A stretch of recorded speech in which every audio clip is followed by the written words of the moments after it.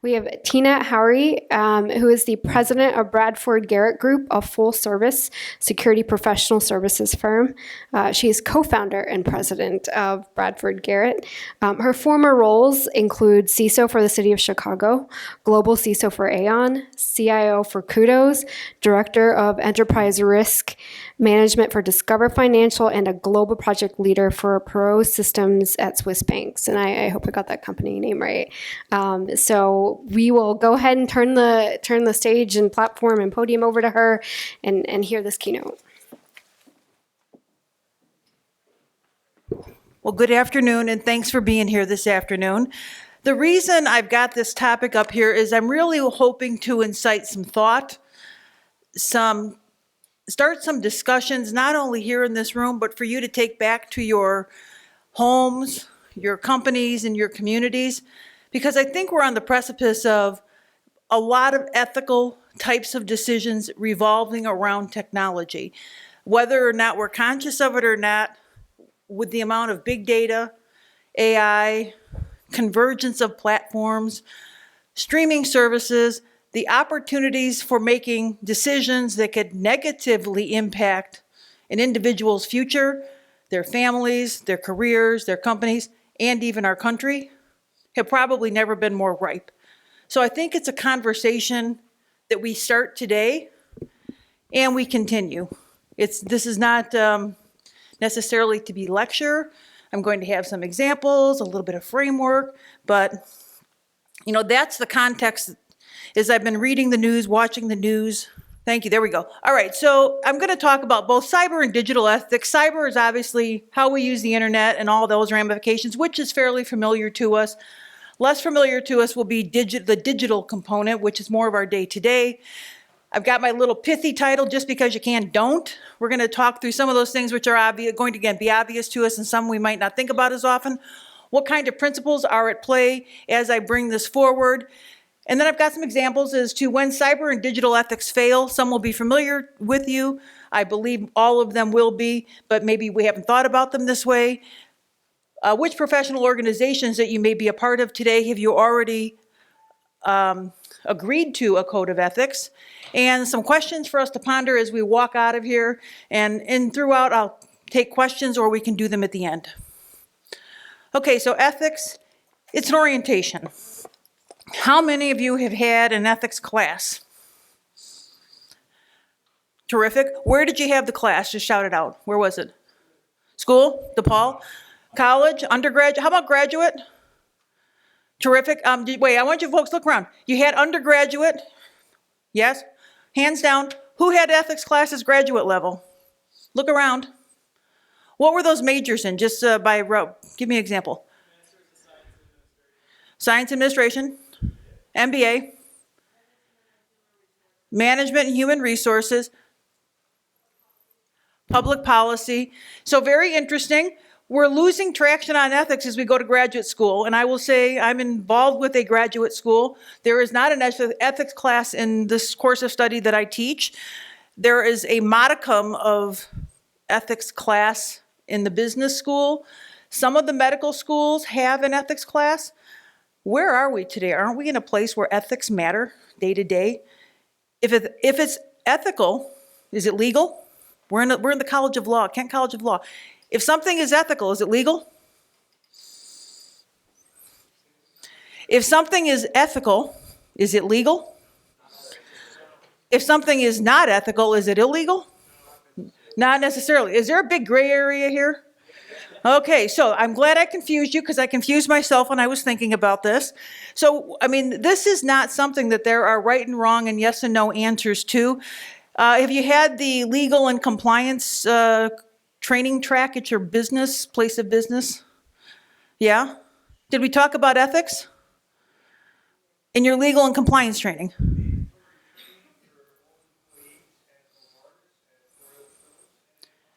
Okay, terrific. I got 3 companies here. Is it ethics training? Terrific. So how many other folks have had pure ethics training, right and wrong?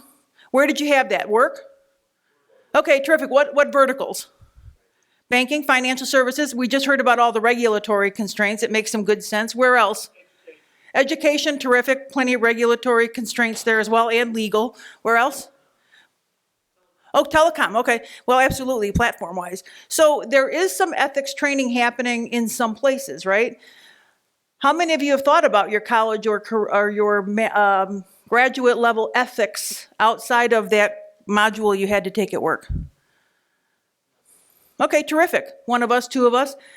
How are we talking about this with our employees to help keep them on track? Because I'm going to have some examples here in a few minutes, and I suspect that these individuals who got involved in these situations didn't wake up one day and decide, today's the day I'm going to perpetrate some major ethical lapses in my behavior, and that's going to lead to these major, major international scandals, which are illegal, by the way. So, to be on guard, both individually, both how we act, how we conduct our business with integrity. Are we developing trust with how we make decisions and how we train our people to make decisions, teach our people? I'll take this down into our homes, and what about our communities?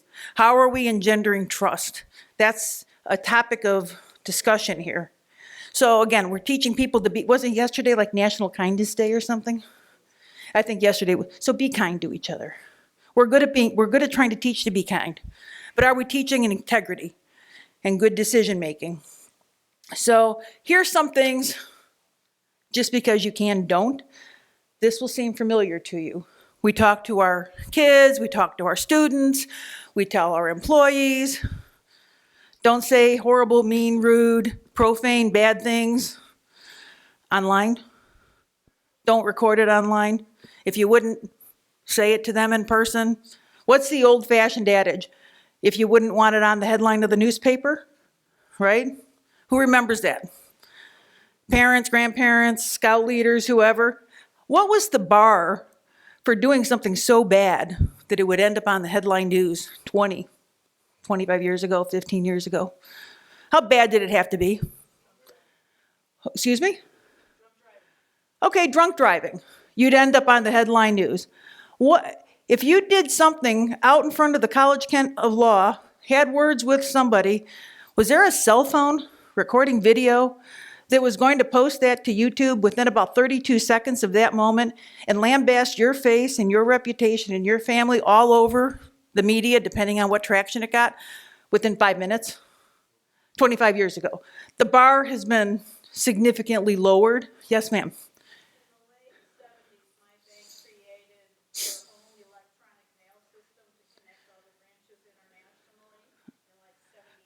Forward-looking. We trained everybody what to write and what not to write in email and how to leave a voice message. Absolutely. We're not doing that today. We're making a lot of assumptions that people know how to behave. And all people, right? How many generations are in our workplace? 3, 4, depends on 5, depends on who you ask. Do all 5 generations have the same perspective on using platforms? No. So, we're, again, back to a lot of gray area. How should you act? What does this look like? Again, we know some of these things here. Let's talk about this using somebody's password concept. We heard about, who asked the question about the executives not following the security protocols, policies? Okay, so our executives, we love them. Without them, our companies wouldn't run so well. What's one of the things that our executives have been doing as long as I've been a professional?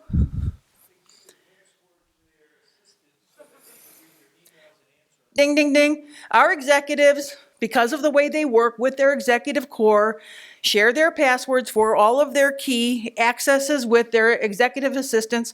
How many executive assistants do some of our executives have? Several. So what do we do with that? Do we ignore it? We've always kind of turned a blind eye. It's okay because, however, do we need to create a security exception for that and acknowledge that it exists in our environment? Because what happens when the executive's assistant is doing things they're not supposed to be doing? They're not only misusing their privilege, who else's privilege are they misusing? The executives. If they get involved in illegal activities, who are they implicating? And what do they now have? They have, I had permission to use it, to see that, to know that. So again, I think we need to be conscious of it because it's going on. So shared passwords is a frowned upon practice. What about passwords that aren't properly vetted and changed, right? Here, where are we today? How many breaches have we heard? What was the password? Still? Admin? Do we have devices on networks that are still standing in their original state? Admin. So, we've got some issues with passwords. But we know about passwords to a degree. So let's go back down into, I'm going to bring up Netflix. Anybody know what Netflix has been wrestling with for 2-3 years here? Any comment out there? People sharing their passwords. Have they somewhat turned a blind eye to this because they want mass? Anybody have an idea what the out of a current report here, what that's costing them a month by estimate? $135 million. And that's assuming that only 10% of their users are sharing their passwords inappropriately. And they're taking out the piracy issue, the illegal, the money, the stealing credentials for hire kind of practices. Do you think Netflix could turn around their revenue stream by enforcing password controls? It's getting people hooked. So, it's just an interesting conundrum kind of a self-imposed conundrum. And let's see, what is the number here? 135 million, 10%. That's about 13.7 million people using passwords inappropriately. Now, their model is you can share your password with who? What's it supposed to be? Family, and what's the criteria around that? Excuse me? Yeah, domiciled, right? Domiciled. So, what's the next natural step? The kids grow up to go to college. Should they still be able to use it? Yeah, maybe with controls, right? But there are no controls. They were not enforcing controls. Does Netflix have the ability today, with technologies available to geo-footprint, know exactly where connections are coming from? And they do already. So, the comment that I read that the chief product officer made recently, they're looking for consumer-friendly ways to push the edges on this. Okay. So here we have, our whole profession has been, don't share your passwords. Now, who do you think sharing their passwords the most in that 13.7 million? Which group of individuals? Millennials. And why are they doing it? To create a sense of community, because they want to share, because they want to help their friends. So now Netflix says, how do we monetize that goodwill feeling? So they're trying to figure out how to monetize the goodwill feeling.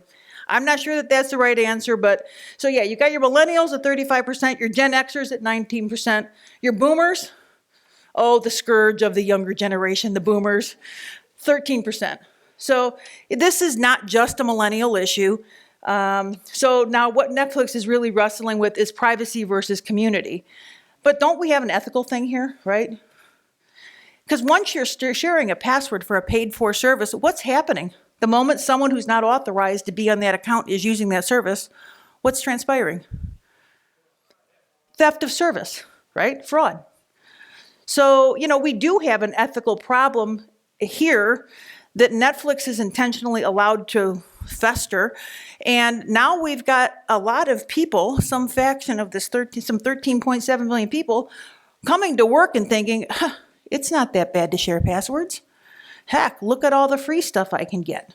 I got Hulu, I got Apple Plus, I've got Disney Plus. It's all free. It's not free. So again, here we are in 2019. It doesn't seem like it should be a big ethical dilemma, but in essence, it's informing one. So here we come to the workplace, and we all know about the proper use of admin and escalated privilege and how important that is. We've talked about our executives and the admin assistants. What about, hi, Laz, I'm going on vacation and we don't have time to do a change management window for you to get all the credentials that you need to take over for me for the next week and a half because I'm going to climb Mount Kilimanjaro. God, that's not going to happen, folks. But I'm going to climb a mountain. I won't have any access, but you're going to take over for me. I'm just going to give you, what? I'm going to give you all my login credentials for all the systems that I manage so you can take over for me while I'm gone. Because you don't necessarily always hold the same escalated privileges I do. How often do you think that's happening? How? all the time. So let's take it to another step. What about, is that an ethical problem? Have I just granted somebody who has not been properly vetted escalated access to systems that they are not known to have privilege to? And what have I also potentially just done to myself? Potentially lost my job. Have I now put myself in a position to have given someone who I may or may not totally understand who they are, what their motives are, how they act, how they behave, and who they know, and who their uncle is when they go home to do their work, who may have just gotten out of jail for hacking? You know, who did I just give all that privilege to, and do I have the authority to grant that privilege? Probably no. So again, I have just created not only an ethical breach of my own, should be my own and my own behavior, I put my company in a precarious spot, I put this other employee in a precarious spot as well, potentially. So decisions matter as we think about this. What about folks exfiltrating client lists and company materials because they're going to leave the company soon? What is that? Ethical problem? All day long? Do you think they look at it that way? Do people think they have a right to? It's my clients, I built the book, I created this. So again, people's perception of what is ethical and what they may think they have right to and their mental state. Is everybody in a good mental state when they're at work today? Are people under stress? Familial stress, medical stress. People are not coming to work always in their best frame of mind. You know, I saw a presentation yesterday in the retrospective look at Paige Thompson, who is the hacker behind Capital One and the Amazon stack there. Her mental condition appeared to be deteriorating based on blog posts that she was making leading up to this breach. Were people aware of how fragile and precarious her mental condition was becoming at work? I don't know. I don't know the answers to that. Would we recognize someone's a deteriorating mental condition with a colleague at work and know that something may be at risk? I'm not looking for answers to these questions. These are all things we need to think about because breaches, espionage, there's all kinds of stuff going on in Chicago that could be happening where we work, where we live, and with people we know. So, you know, some of the principles at play here, perceived anonymity. Does everybody know what that phrase means and where it comes from? It's a kind of a communications and psychology term. Your perception that you are anonymous because you are behind a keyboard or in another room or in a strange place, that you are not known to everyone. Do people do things when they perceive anonymity that they might not do otherwise? Absolutely. Is that why the keyboards are crazy? You know, social media, how people talk to one another in dialogue, whether it's on a social media platform or in response to comments in a news article. People think that no one knows who they are. Is that real? How easy is it to find somebody? Sometimes easier than others, but can they be found? Most of the time, yes. So, you know, this is driving a lot of, I will call borderline ethical, if not unethical behavior, because people think what? They won't get caught. It won't be attributed to them. What's the criminal mindset? Are they smarter than the law enforcement agencies or smarter than the people that they think they're outwitting at the moment they're committing their crimes? Probably. But it's coming down into some of this ethical behavior. Because I'm behind a keyboard and I'm using somebody else's password to inappropriately use some streaming services, I won't get caught, right? They're not going to come and get me. They didn't come and get anybody else, did they? It's just a declining thought process that we need to be mindful of. Let's see here. We know about least privilege. Least privilege, are we in setting up our environments so we make it harder for people to do things they're not supposed to do? So least privilege, need to know basis. Are we setting up enough need to know basis environments so people can't access things that they shouldn't? Or because we're in the world of big data, is what more is better? Who wants, if you're a DBA, if you're developing your AI and big data platforms, how much data do you need? Do you need all of it, all the time, for the entire history of the world? Yeah, see, okay, that's what you want. But do you really need it? I guess that's the question. Do you really need it? And doing the review of the Capital One case, they had data that went back to 2005 out on their Amazon platform. Did they really need all that data for all the credit card applicants from all of time available on the front end of the business? Probably not. Would that breach have been smaller if they had had a more contained body of data sitting on an unsecured platform? Probably. So it's just something to think about. And don't, we as the professionals who are privacy, security, we're the ones that are supposed to be guiding these conversations. They're not pretty. It gets ugly. People don't like us. They think we're annoying. It's okay. As I always said, this isn't the beauty queen competition. This isn't the Mr. or Miss America, Ms. America, Person America. We're not in it for that, that's not why we're in this game. We're supposed to be helping our companies make better decisions. We've got to give them the right information by which to make those. Again, anomalous behavior tracking, right? Do we know enough about what the baseline behaviors of our company and our employees who have privilege? Do we know what those are? So that we would recognize anomalies? What's the big position we're all hiring into? What's the current one? Threat hunters? Who are those threat hunters hunting? They may be hunting nation state. Who else are they hunting? What? Who else? The internal threat. Where's our biggest threat right now? Internal. Yeah, there are nation state actors. No two ways about it. We know who they are. There's folks tracking, tracing, all kinds of agencies. More larger companies have in-team places, or in-house teams tracking those attacks against their own environments to understand how capable they really will be or could be. But the reality is, it's our internal threat that's one of the hardest to catch. Why is it hard to catch? They're already trusted, exactly. Folks that hold credentials to do the work that we've hired them to do, it's more difficult to understand when they start to act with anomalous behaviors. So confidentiality, integrity, availability, that's what we heard Matt talk about a few minutes ago. If you're not tying security to privacy, how are you assuring your confidentiality? Credentials management, third parties. How many third parties do you have connected to your companies right now? A lot. Fewer than 5,000? More than 10,000? How many of those have third-party back-end access to your systems? Isn't that a great question? How do we manage the third-party access to our back-end systems? How do we know how they are managing who they are credentialing to have third-party access to our back-end systems? And why are they having access to our back-end systems?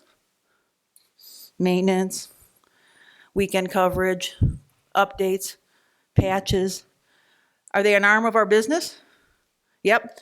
So there's a whole quiet threat vector. Which of our big breaches in the past 5 years, third party? Big round? Whatever, Target. Third party vendor is where it all started. We won't talk about why it got worse, but it started with an HVAC vendor. So we kind of laugh and say, hey, our HVAC vendor, we don't need to worry about them. We'll put them in the same batch as the landscaping team or the plant watering people. But who has access to your systems? Again, pay attention there.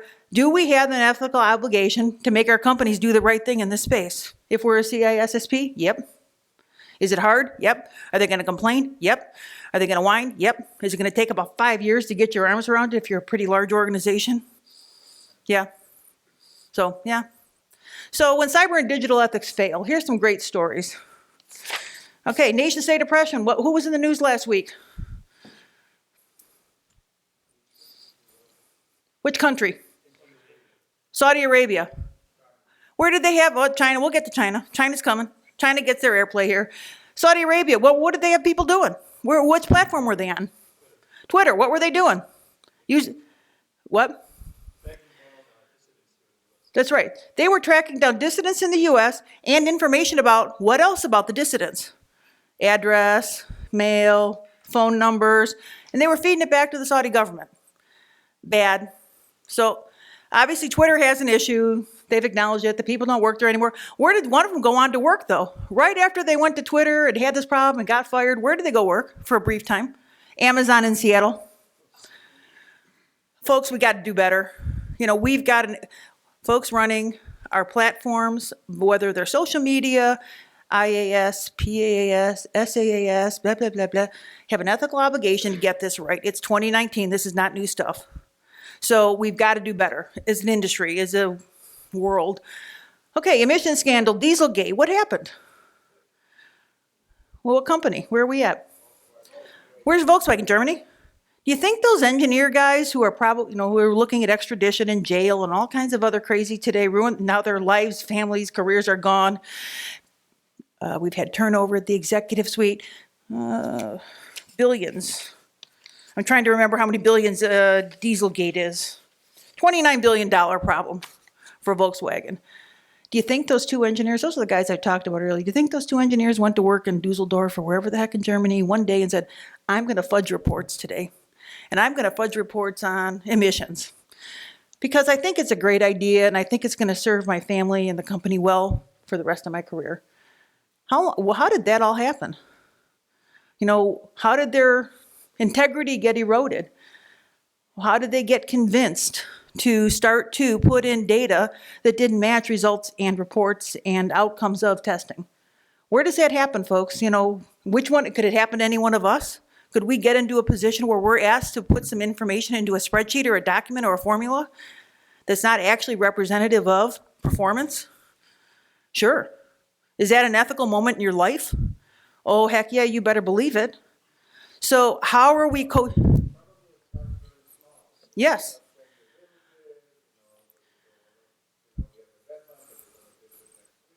Are you hearing this? It starts little. Can you just quick make this one change? No, we don't have time to look into that right now. We've got a deadline at 5 o'clock. We'll take care of it. We can always adjust it for next quarter. We can always adjust it next month. So it starts little.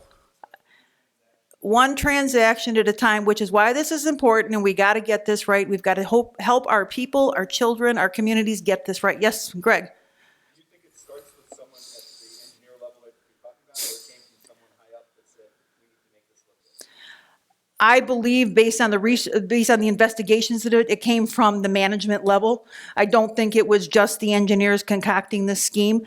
I have to go back and reread some, but given the number of managers and executives who are no longer there on both sides of the US and Germany, it went much higher up into the organization than just the two engineers. But those are the two that were asked to make the changes into the reporting and into the results that started the whole ball rolling. So again, we got to be careful. And we got to be careful what we're asking our people to do. If you're filling out those compliance reports, and you're filling out those audit reports, those PCI summaries, are we fudging? If we're fudging and we're asking our teams to fudge, what are we doing? Just, again, ethical, don't have to answer it. Something to be mindful of. What else? Okay, corporate international espionage. I used to have 3 different examples here, but on September 26th of 2019, an investigative reporter for Chicago Tribune did a whole article titled, How a Chicago College Student Became Embedded in the Middle of an FBI Investigation of Chinese Spying. This is a college student from IIT. So he was working through a handler, Chinese handler, fast forward, involved in, we're not all sure what, finished his college degree, extended his visa by saying he worked for a company here in the US that was hiring a good number of Chinese nationals. The company didn't exist. So what kind of background checks were going on there? Because not only did this individual say he was working for this company, 2,600 other Chinese nationals in this country also work for this company that don't exist and have had their visas extended. We have some big ethical problems happening all over the place here, and they're happening in our own city and in our own country. This article also went on to talk about the espionage that occurred at Valspar, Caterpillar, the CME Group.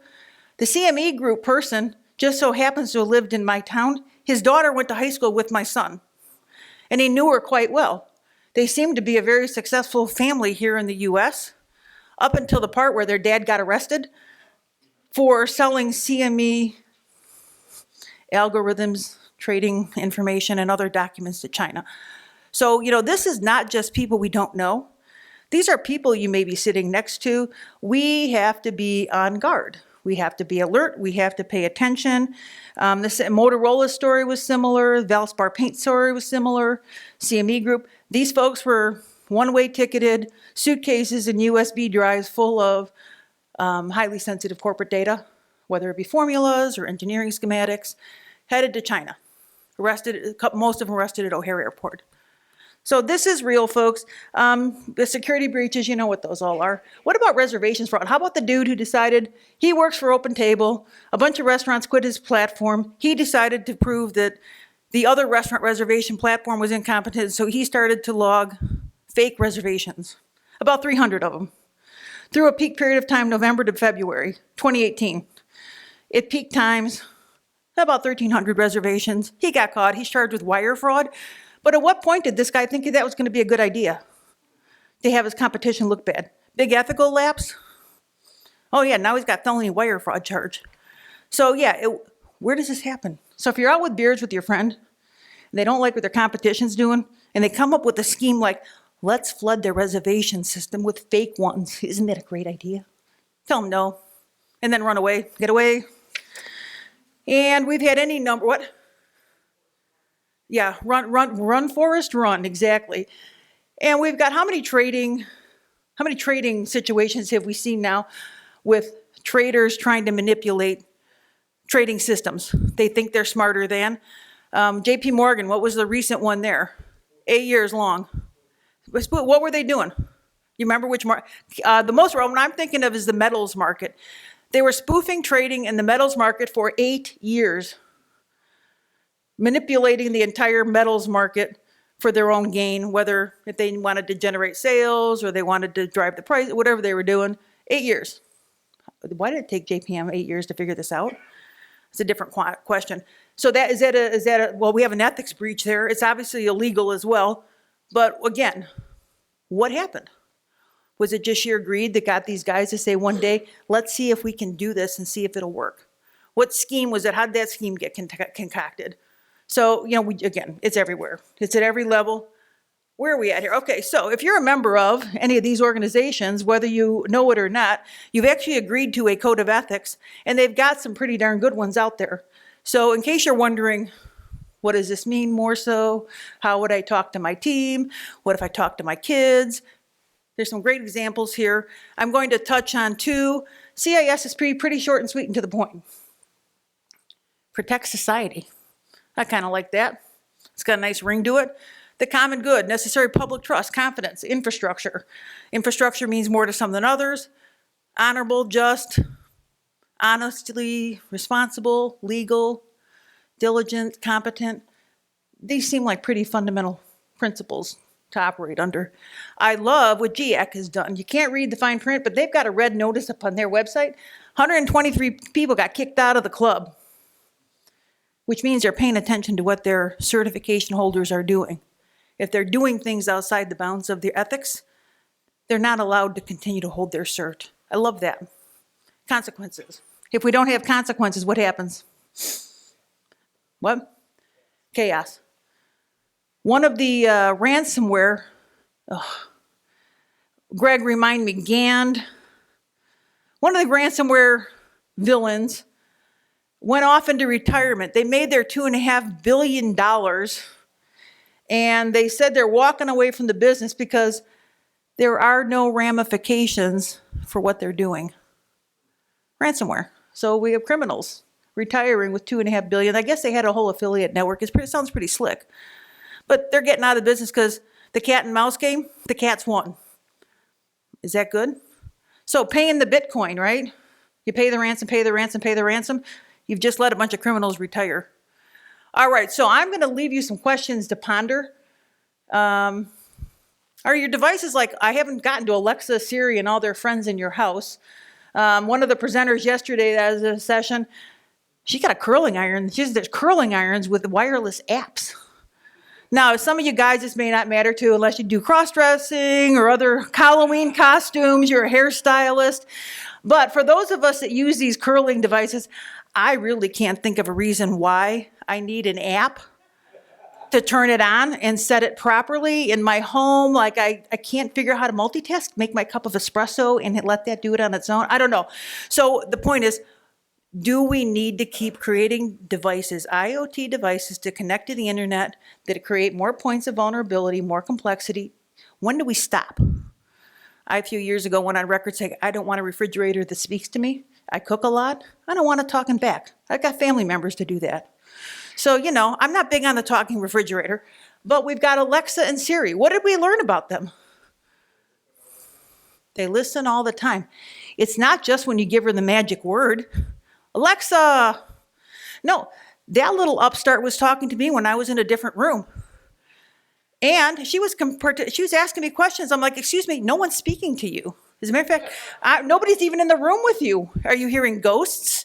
So we come to learn that we have rooms full of employees, what? Eavesdropping? So yeah, I don't know. I was really excited about the smart home a few years back.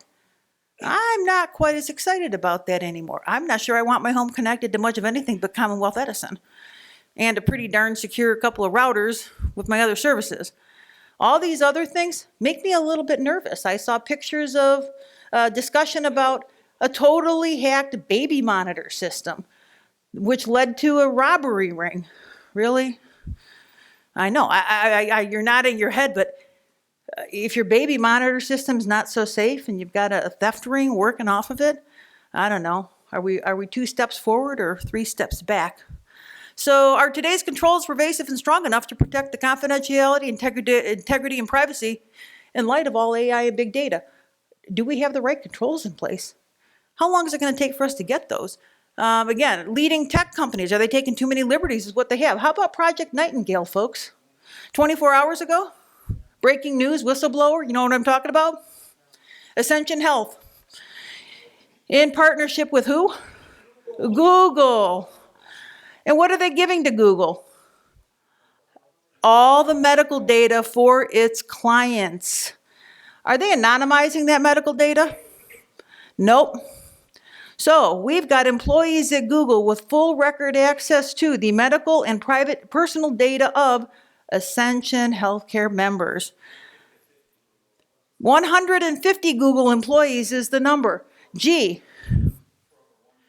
for over 1 year, unfettered access to medical data. Is that a HIPAA violation, seemingly? Okay, see, no. So, but this morning I woke up, and maybe there is some justice on the planet. Which entities opened an investigation? DHHS. So we'll see we'll see what they adjudicate. How big a fine might they be eligible for? Oh, how much money could DHHS make if they assess a fine for HIPAA violations because of privacy and medical? I know, I gotcha. But I said, this thing's 36 hours old. Yes. Oh. They fine you by record, by time. That is correct. So we'll see. We'll see what transpires. Who?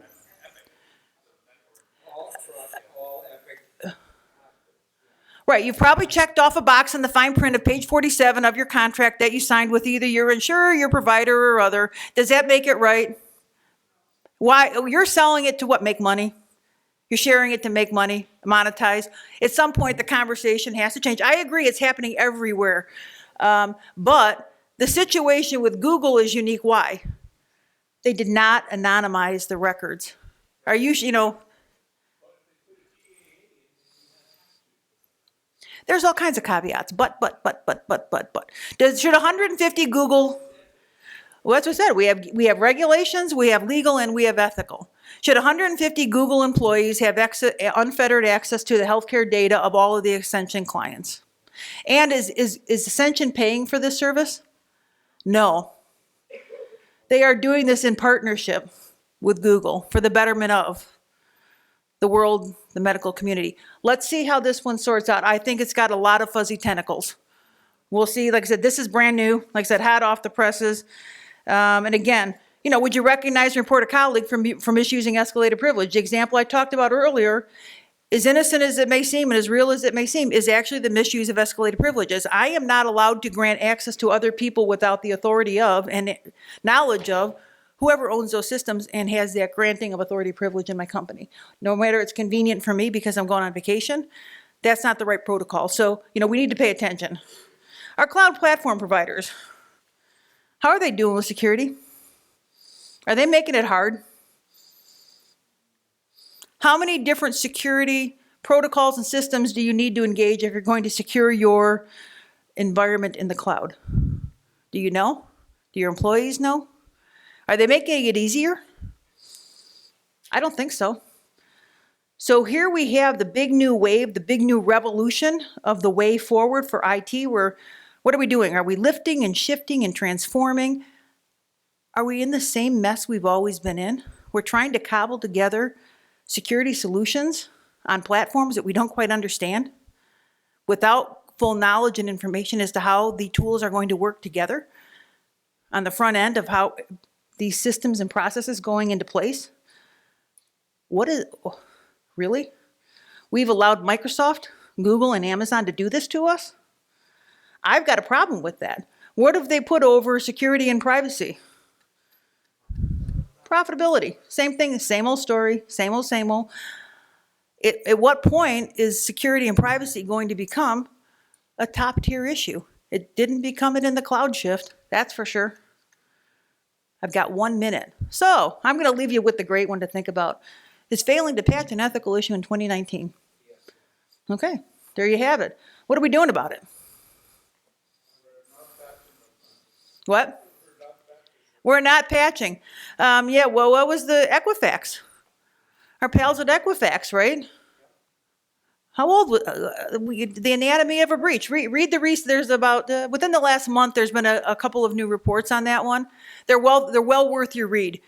Was it just one thing that got Equifax in deep water? It was like 5 or 6 pretty serious and egregious issues, which are, if I say security 101, am I exaggerating? Anybody who knows Equifax? I'm not.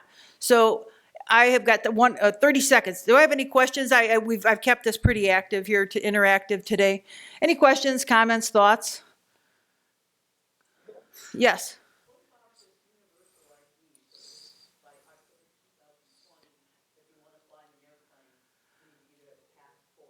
Right.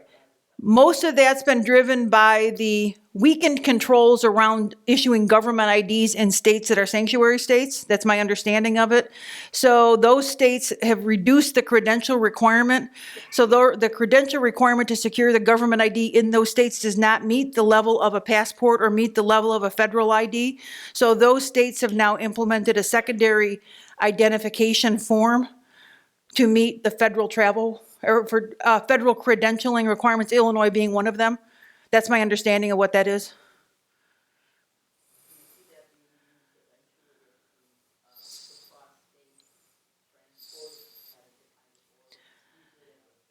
Probably one of our state employees would be better served. I've not been in any of those conversations. I really can't speak to any further intent other than getting the caliber of the credentialing up to a higher standard. Did I see one more hand over here? No? Okay, thank you so much, everyone.